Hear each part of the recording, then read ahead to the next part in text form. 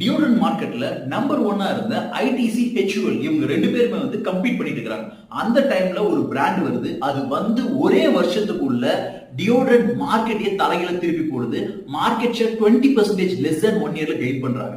அந்த பிராண்ட் வேற எதுவும் இல்ல, நம்ம எல்லாரும் தெரிஞ்ச ஃபார்ம் தான். இவங்க இப்படி சக்சஸ் ஆகிறதுக்கு ரெண்டு ரீசன் இருக்கு. ஒன்னு வந்து அவங்க யூஸ் பண்ண ஃபார்ம்ல, ரெண்டாவது வந்து அவங்களோட மார்க்கெட்டிங் ஸ்ட்ராட்டஜி.